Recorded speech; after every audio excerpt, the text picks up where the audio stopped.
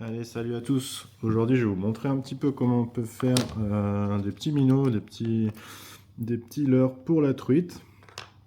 Donc fait maison, en balsa. Voilà, des choses comme ça. C'est les derniers que j'ai fait. Bon, celui-là, j'ai pas encore monté les hameçons, mais voilà, pour vous montrer un peu ce qu'on peut obtenir. Celui-là, il a des hameçons, voilà, avec des petits coloris sympas maison, verron, voilà, un peu goujon, truitel ou autre. Je vais vous montrer tout ça. Donc en balsa et avec possibilité, là je pense que je vais vous en montrer un qui va être plutôt suspending, slow sinking, légèrement coulant. Mais voilà, typiquement celui-là je sais qu'il est flottant. Enfin voilà, en balsa on peut faire un peu toutes les densités, même s'il est très très coulant, c'est un peu compliqué, il faut vraiment mettre énormément de plomb. Mais sinon voilà, tout ce qui est flottant, suspending et coulant léger, c'est tout à fait faisable. Et des peintures qui sont, ma foi, plutôt sympas, en tout cas largement pêchantes. Allez, je vous montre ça vite fait. Donc, point de départ, donc, comme je disais, c'est du balsa. Donc ici, moi ce que j'utilise, on va faire un leurre qui doit faire 55 mm. Donc ce qui est bien, c'est d'utiliser des petites planches de balsa en 4 mm qu'on va assembler en fait l'une sur l'autre pour avoir un leurre qui va faire au plus large 8 mm d'épaisseur. Donc voilà, c'est des petites feuilles, des petites planches que vous pouvez acheter, ça coûte vraiment pas grand chose. Ici même moi j'avais plus de 4 mm, donc c'est des 2 mm collés l'une à l'autre, voilà, pour faire des 4. Donc la première étape, on va prendre notre petite planche et on va donc dessiner le contour du leurre.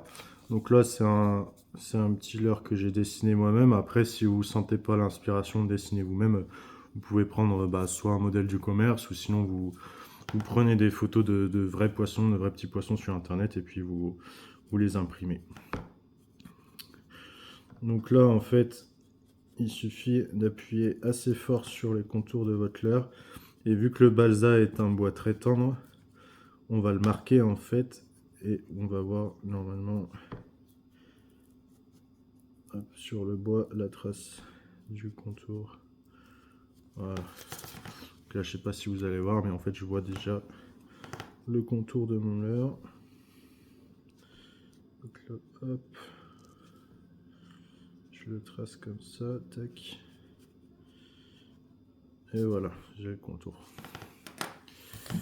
Donc ensuite, l'étape d'après, ça va être de tailler donc le contour.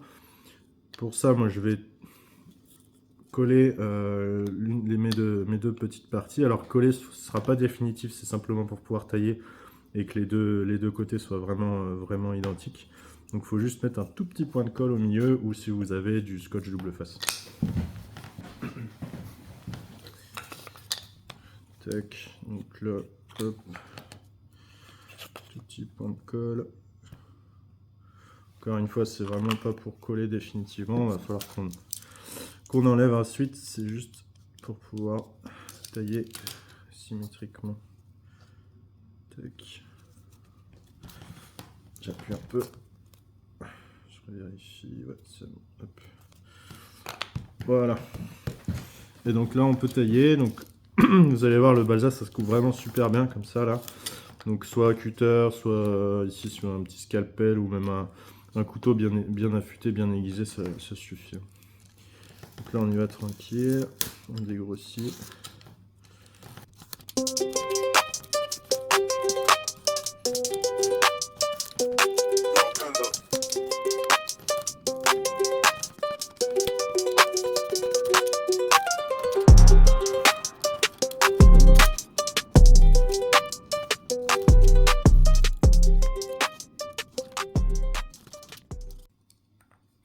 Voilà, donc là j'ai taillé les contours de mon leurre, donc vraiment verticalement, hein, j'ai pas encore fait les angles ou vraiment travaillé la forme du leurre, c'est vraiment le contour.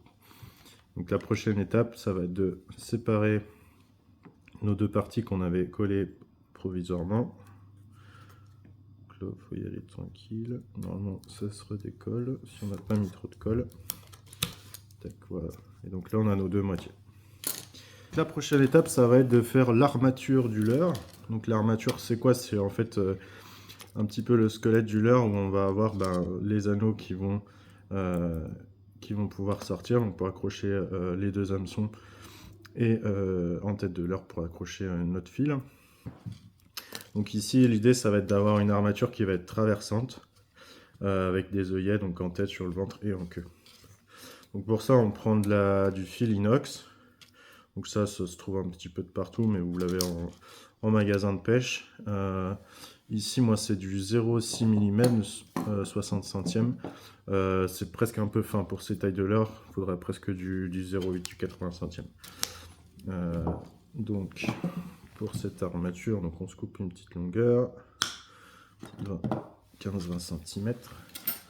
Et en fait, moi, ce que j'ai fait, vu que j'ai souvent des leurres qui ont la même dimension, j'ai fait un gabarit avec des clous pour pouvoir en fait gagner du temps et former mes armatures.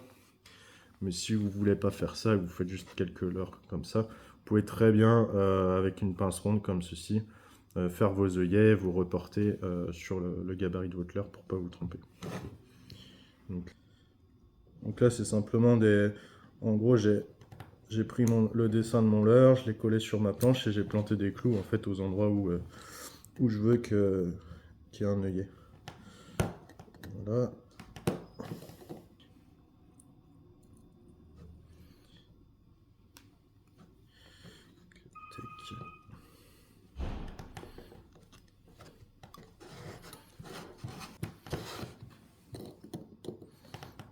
Tac. Hop. Et le dernier.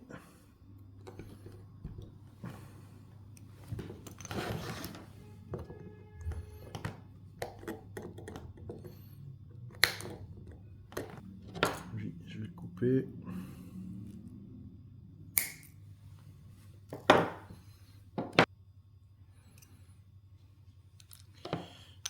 Voilà, donc là, normalement, on devrait pas être trop mal. Tac. Faut prendre son temps pour bien l'ajuster. Hein. Voilà, hop.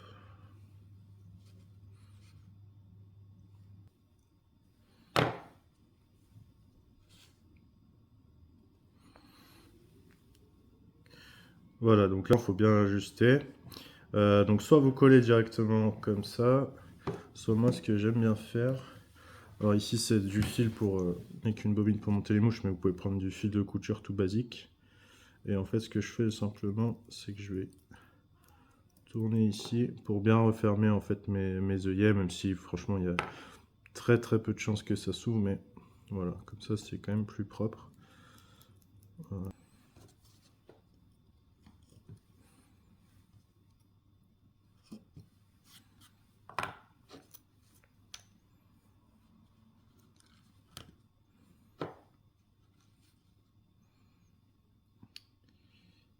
Voilà.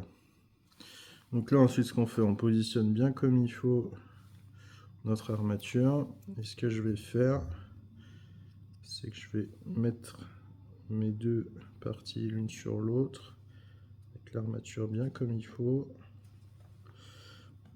Et après, je vais appuyer très fort. Ça me permet de marquer la position de l'armature pour pouvoir mettre mes plombs et ma bavette sans la toucher. Voilà. Donc là, je vais dessiner mon armature. Et en même temps que je dessine, j'appuie fortement en fait avec mon stylo, ça me sert aussi à creuser. Hop. Voilà. Tac. Pareil de l'autre côté. Voilà, j'appuie bien. Donc là, j'ai positionné ma petite armature en fil inox et j'ai mis quelques petits points de colle pour qu'elle tienne, en appuyant bien pour qu'elle s'enfonce un petit peu dans le bois. Donc la prochaine étape, ça va être de creuser dans le leurre des petits espaces pour pouvoir mettre les plombs, pour équilibrer le leurre. Ici, moi, pour un leurre, donc comme je vous ai dit, celui-là, il fait 55 mm de long pour à la fin 8 mm de large. Je sais que je mets 4 plombs qui font 0,48 grammes. Donc je suis en gros à 2 grammes et demi environ. 5 plombs, 48, voilà. Je vais juste faire mes petits plombs. Donc là, il y a différentes solutions pour creuser vos leurres. Soit vous faites au scalpel, comme ça, gentiment, vous découpez. Soit en fait, moi ce que j'ai, c'est une petite Dremel là, avec une fraise qui en plus est ronde, qui fait la taille de mes plombs, c'est bien pratique. Ça coûte pas très cher, hein. J'ai acheté ça, je crois 20 ou 30 balles chez le Roi Merlin, là, les trucs Dexter. Et donc là vous avez une petite fraise. Et donc là je vais faire mes petits trous, donc 3 devant et 2 derrière.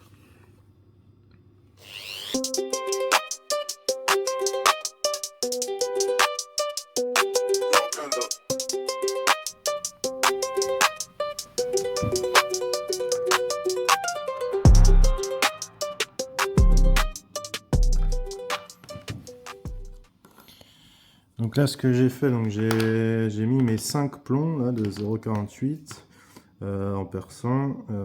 J'ai percé des deux côtés. Ce que vous faites, une fois que vous avez percé d'un côté, vous mettez vos plombs, vous mettez l'autre partie par-dessus sans coller. Vous appuyez fortement, comme ça marque les emplacements des plombs et vous pouvez percer de la deuxième face. Donc ensuite, voilà, j'ai tout collé. Et donc là, après collage, donc attendu un quart d'heure, 20 minutes, et donc là c'est à quelque chose près sec. Donc là on va pouvoir commencer à mettre un petit peu en forme notre leurre. Donc là ça va être essentiellement les côtés, les angles. Donc là ce qui va se passer, c'est qu'on va affiner la queue et la tête déjà.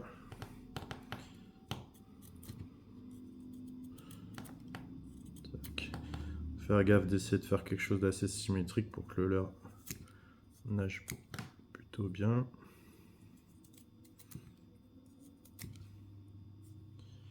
Tac.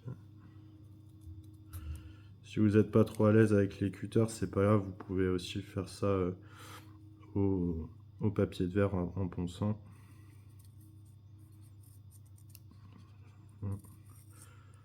On coupe bien les arêtes pour l'arrondir. Pareil sur le ventre.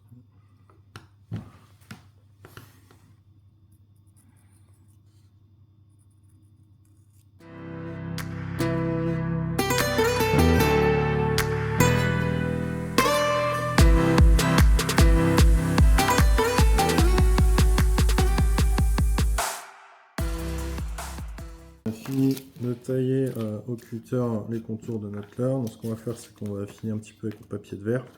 Alors faut pas prendre des papiers de verre trop grossiers, hein. Le balsa c'est assez fragile, donc je commence avec mon 120 et je finis avec du 400, ça va très bien.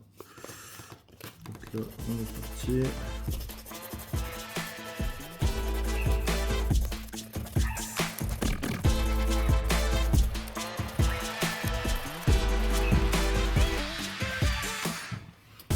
Voilà, donc là on a fini de percer notre leurre, donc avec du 120 et on a fini en 400.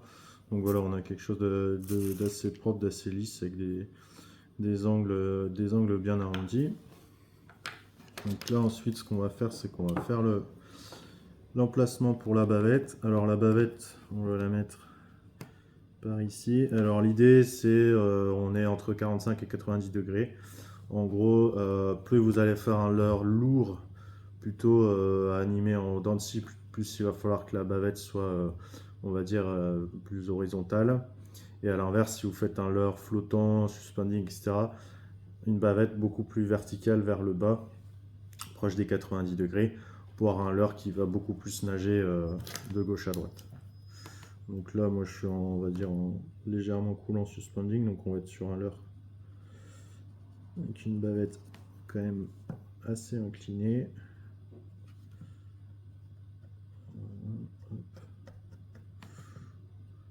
Donc si vous voulez, hein, vous faites ça proprement au rapporteur, etc. Moi je fais tout à l'œil, mais... Tac.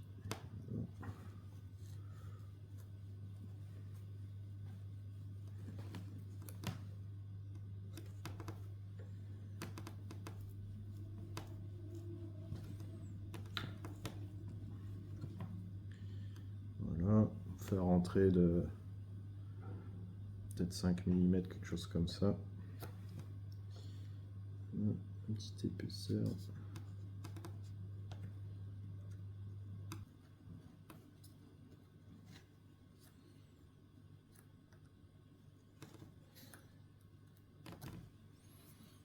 Hop, un petit coup de papier de verre à l'intérieur.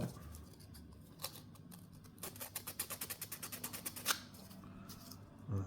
Et voilà, donc là on a notre trou pour mettre la bavette. Donc étape d'après, on va faire notre fameuse bavette. Donc pour la bavette, ce qu'il faut c'est du polycarbonate. Bon ici c'est du Lexan, on appelle ça. Donc ici en 1 mm, mais potentiellement vous pouvez prendre un petit peu plus épais, 1,5 voire 2 mm. Pour les petits leurres ça va très bien. Prenez bien du polycarbonate, pas de l'acrylique. Moi au début j'avais pris de l'acrylique et ça tient pas en fait, ça casse avec les chocs, etc. Donc c'est pas terrible. Mais le Lexan ça marche très bien. Et c'est pas trop compliqué à travailler, on peut même le couper comme ça avec une pince. On n'est pas obligé de faire à la meuleuse. Tac, donc là moi j'ai mon petit carré de Lexan. Hop, je le pose sur mon modèle. Je prends un peu de marge parce que ça va être dans le leurre.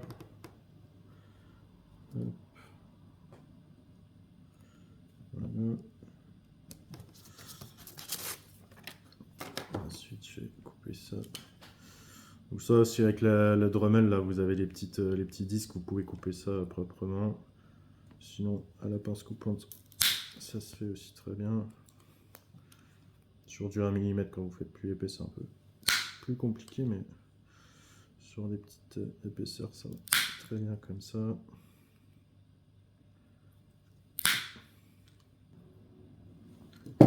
Voilà. Donc là j'ai ma bavette.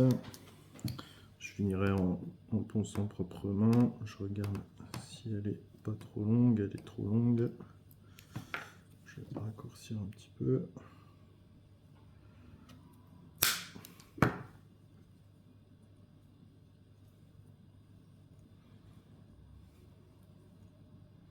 Voilà. C'est pas mal. En repère, moi ce que je prends souvent c'est que la longueur de la bavette qui sort du leurre, c'est à peu près l'épaisseur du leurre, quoi. Si vous prolongez, vous prenez l'épaisseur du leurre, c'est à peu près la longueur de la bavette. Je trouve que comme ça marche plutôt bien. Tac, donc là, on est bon. Donc là, j'enlève le petit film protecteur.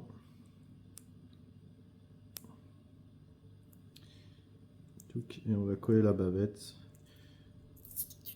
Okay.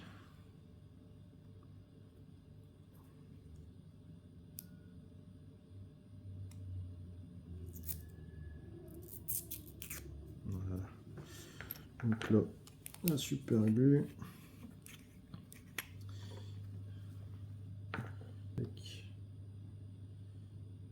Généreusement. Hop. Et donc je vais mettre la bavette. Ici là il faut essayer de bien l'ajuster. Ok. Tac. Là, on est pas mal. Ce qui dépasse sur les bords, hein, c'est pas grave, on va poncer ça proprement après. Tac, voilà. Donc là on est pas mal. C'est ça, séché. Donc là ma bavette elle est collée, la colle a séché, donc je vais simplement venir poncer les contours là pour faire quelque chose de propre, un peu plus net qu'à la pince coupante. Donc là on a fini de façonner notre leurre. La bavette est poncée aussi là pour qu'elle dépasse pas sur les côtés du leurre. Donc là ce qu'on va faire c'est préparer la peinture. Donc là soit vous passez du vernis à bois assez classique, mais souvent il faut faire quand même au moins 2 couches. Sinon ce qui est possible de faire c'est de badigeonner en fait de super glue. Ça sèche plus vite et ça protégera le bois et ça évitera surtout qu'il y ait des soucis de peinture en fait, avec des peintures qui cloquent ou des petites écharpes qui remontent, etc. avec le balsa qui gonfle à la peinture. Donc là, on y va. Badigeonne de colle. Et on laisse sécher. Et après, on pourra peindre.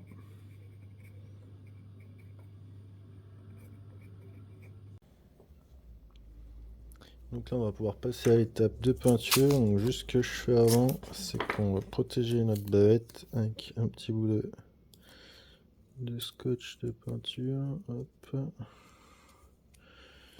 Sur les côtés. Hop, voilà.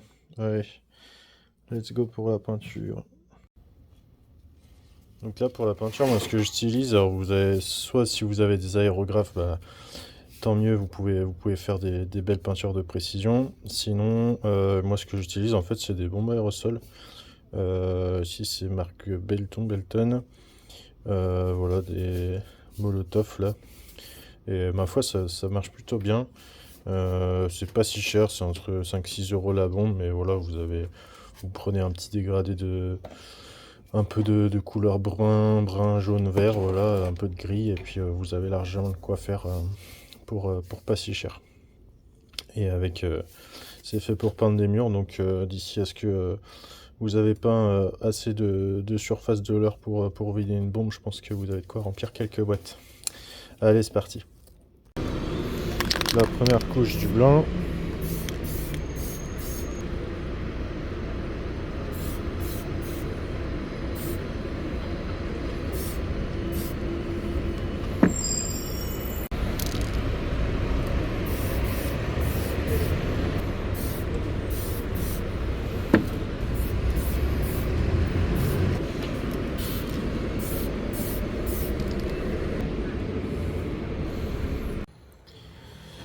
Donc là j'ai mis donc du blanc sur le ventre, un petit dégradé avec du jaune sur les côtés, un petit peu de vert et du bleu sur le dos. Et en fait avant de rajouter ma partie plutôt brune pour finir, ce que je vais faire c'est que je vais mettre juste un petit peu de peinture comme ça, du noir. Et avec un pinceau en fait je vais dessiner mes petits motifs. Et après je finirai mon dégradé.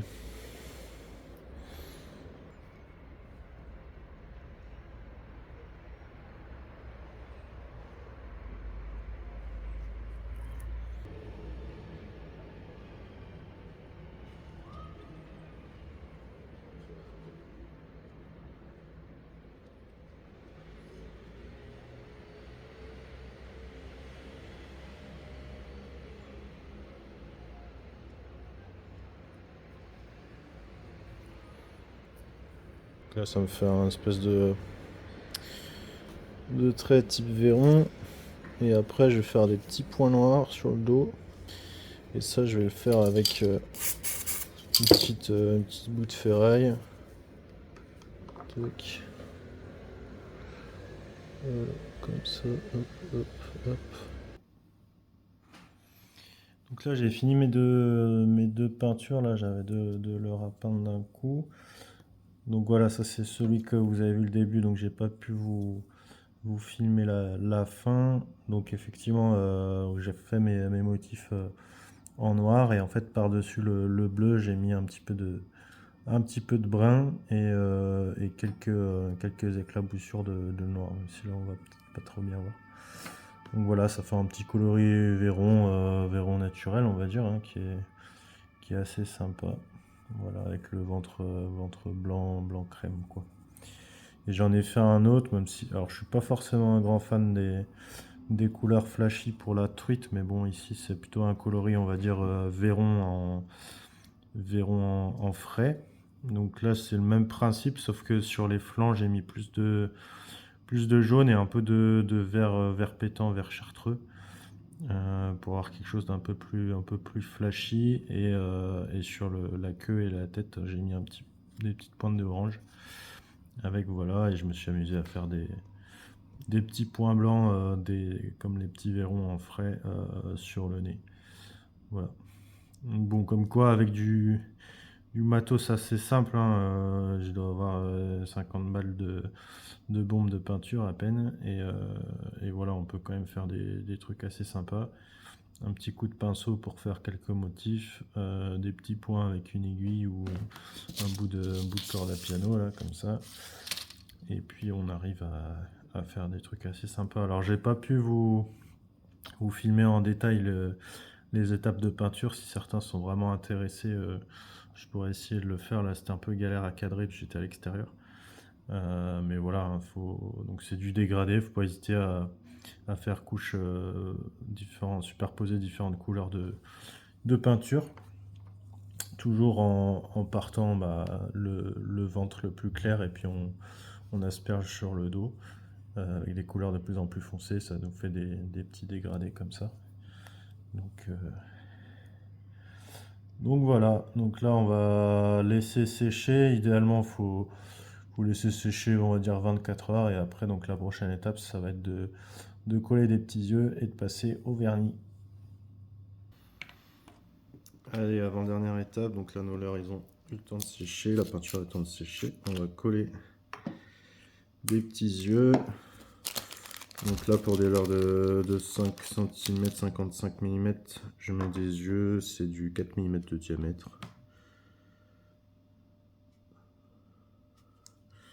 Tac.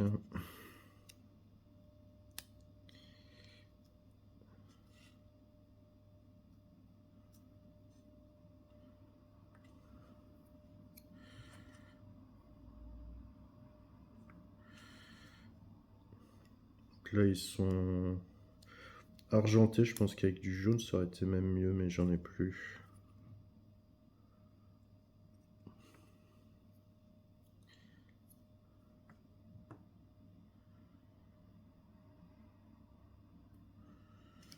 Tac. Et on va faire pareil de l'autre côté.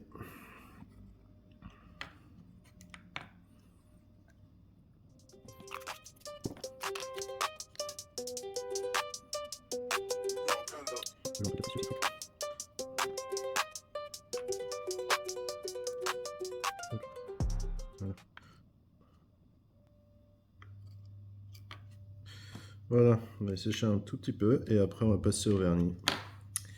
Donc vernis, il y a différentes solutions, soit du vernis UV, soit du vernis bicomposant, soit si vous n'avez pas tout ça, le bon vieux vernis à ongles qui peut fonctionner, c'est pas l'idéal mais ça peut fonctionner, il faut simplement prendre son temps et mettre allez, au moins 3 couches quoi, pour que ça tienne un petit peu, sinon oui, ça va s'écailler super rapidement. Et voilà, donc nos petits leurres sont terminés, ils sont vernis, ils sont montés avec les hameçons. Donc moi ce que je fais c'est que je les mets en hameçon simple. Bon déjà souvent c'est obligatoire si vous avez des parcours no-kill, souvent c'est hameçon simple sans ardillon. Ce qui est bien aussi c'est qu'on s'accroche moins hein, potentiellement dans les caillasses etc.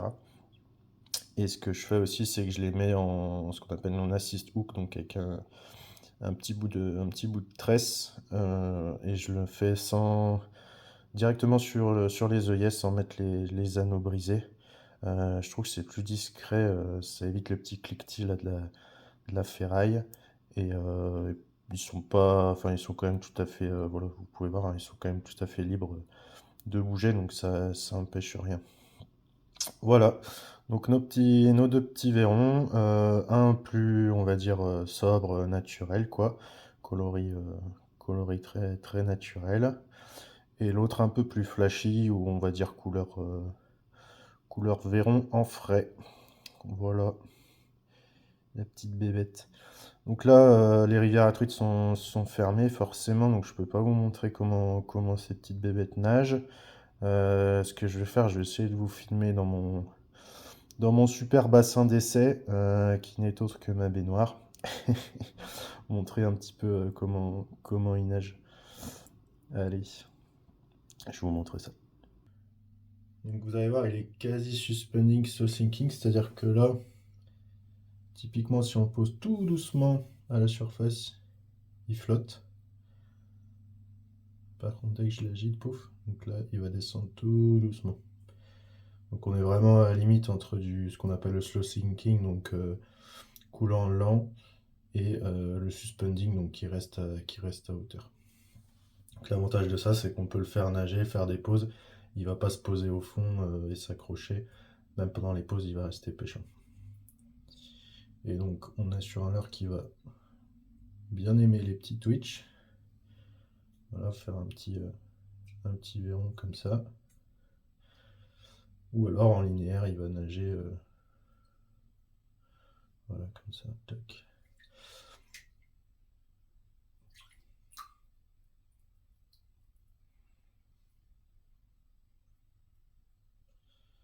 Voilà, donc idéal pour soit les petites rivières, soit si vous avez des coups assez lents ou avec pas trop de courant.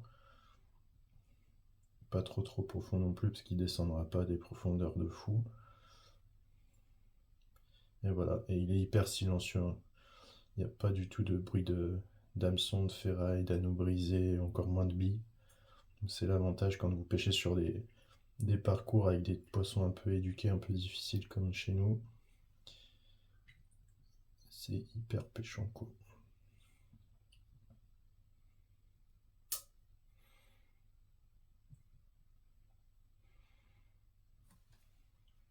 Je vais conclure là-dessus. Donc, écoutez, si vous avez des questions ou quoi, n'hésitez pas à me les demander en commentaire et on pourra en discuter. Et puis, n'hésitez pas à vous lancer. Franchement, c'est pas un gros investissement. C'est du matos assez simple et vous allez déjà faire forcément quelques économies parce qu'on est d'être à des leurres à 25 balles, hein. Je pense que si ça nous coûte 2 euros, c'est le bout du monde. Et, euh, et surtout, vous allez pouvoir avoir le plaisir de faire des truites avec vos propres leurres, ce qui est quand même hyper intéressant. Et bien sûr, vous pouvez faire ça pour n'importe quel poisson après, hein. Des petits leurres comme ça peut être pour la perche, le chevenne ou autre. Mais rien ne vous empêche après derrière si vous sentez l'envie de faire des choses plus grosses. Et pourquoi pas de lancer dans des gros leurres à brochet ou autre. Voilà, je vous remercie pour avoir regardé. Et puis je vous dis à la prochaine. Ciao.